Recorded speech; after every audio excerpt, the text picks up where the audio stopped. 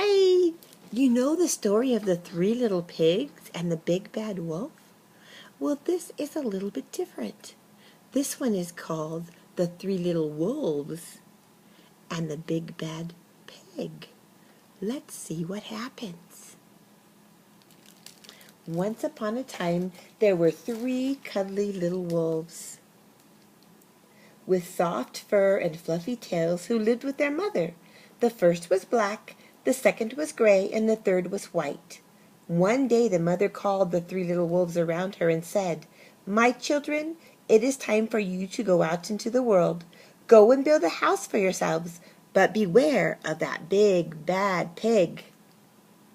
"Don't worry, Mother, we will watch out for him," said the three little wolves, and they set off.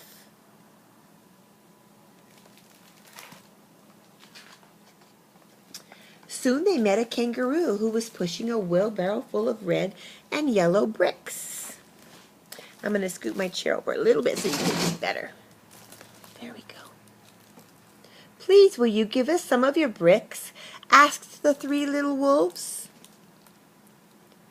"Certainly," said the kangaroo, and he gave them lots of red and yellow bricks. So the three little wolves built themselves a house of bricks.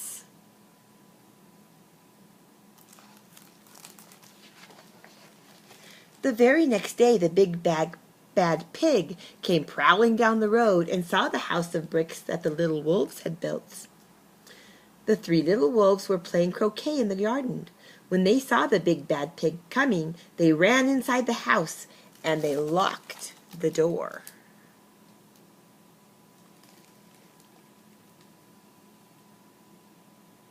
Can you see the big bad pig right there? There he is. The pig knocked on the door and grunted, little wolves, let me come in." "No, no, no," said the three little wolves. "By the hair on our chins, we will not let you in, not for all the tea leaves in our china teapot." "Then I'll huff, and I'll puff, and I'll blow your house down," said the big bad pig. So he huffed, and he puffed, and he puffed, and he huffed, but the house did not fall down.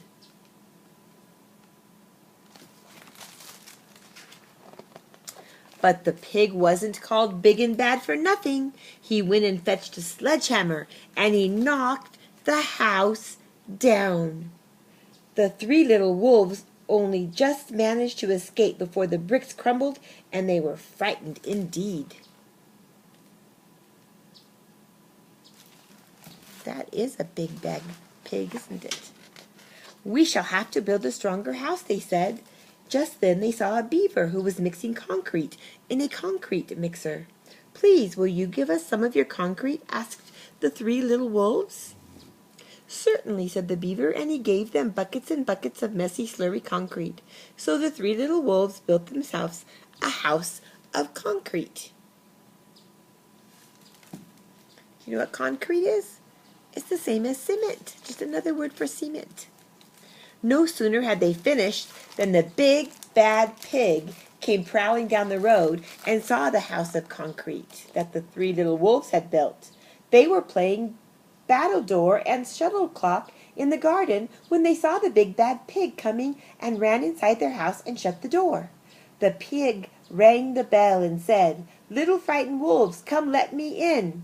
"No, no, no," said the three little wolves. "By the hair on our chins, we will not let you in, not for all the tea leaves in our china teapot."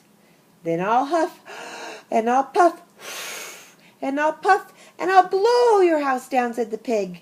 So he huffed, and he puffed, and he puffed, and he huffed, but the little house did not fall down. But the pig wasn't called big and bad for nothing. He fetched his pneumatic drill and he smashed the house down. The three little wolves managed to escape by their chins, but they were trembling and trembling and trembling.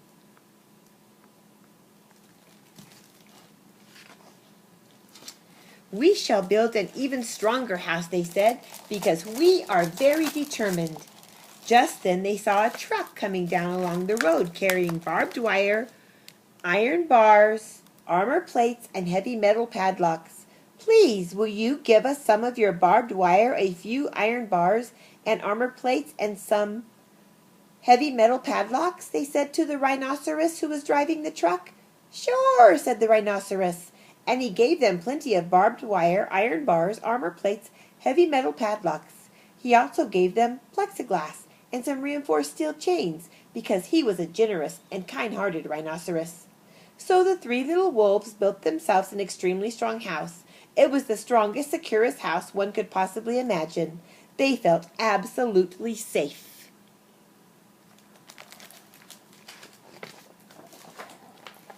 The next day, the big bad pig came prowling along the road as usual.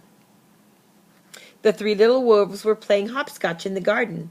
When they saw the big bad pig coming, they ran inside their house, bolted the door, and locked all the 37 padlocks.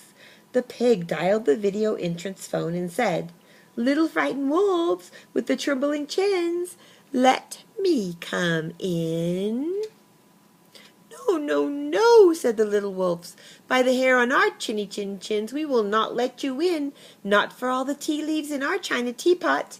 "Then I'll huff, and I'll puff, and I'll blow your house in," said the pig. So he huffed, and he puffed, and he puffed, and he huffed. But the house did not fall down. The pig wasn't called big and bad for nothing. He brought some dynamite, laid it against the house, lit the fuse, and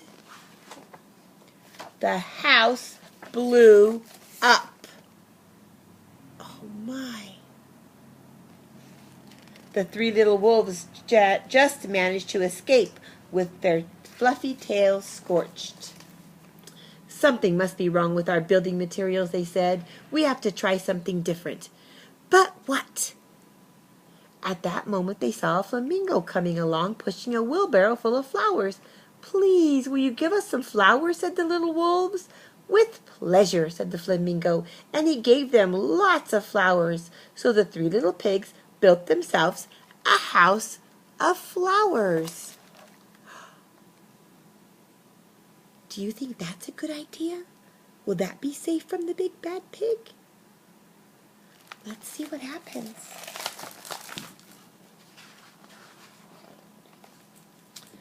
One wall was marigolds, one of daffodils, one of pink roses, and one of cherry blossoms. The ceiling was made of sunflowers, and the floor was a carpet of daisies. They had water lilies in their bathtub and buttercups in their refrigerator. It was a rather fragile house, and it swayed in the wind, but it was very beautiful. Next day the big bad pig came prowling down the road, and he saw a house of flowers that the three little wolves had built. He rang the doorbell to the door and said, "Little frightened wolves with the trembling chins and the scorched tails, let me come in." "No, no, no," said the three wolves. "By the hair on our chinny chin chins, we will not let you in, not for all the tea leaves in our china teapot." "Then I'll huff and I'll puff and I'll blow your house down," said the pig. But he took a deep breath, ready to huff and puff. He smelled the soft scent of the flowers. It was fantastic. And because the scent was so lovely, the pig took another breath and then another. Instead of huffing and puffing, he began to sniff.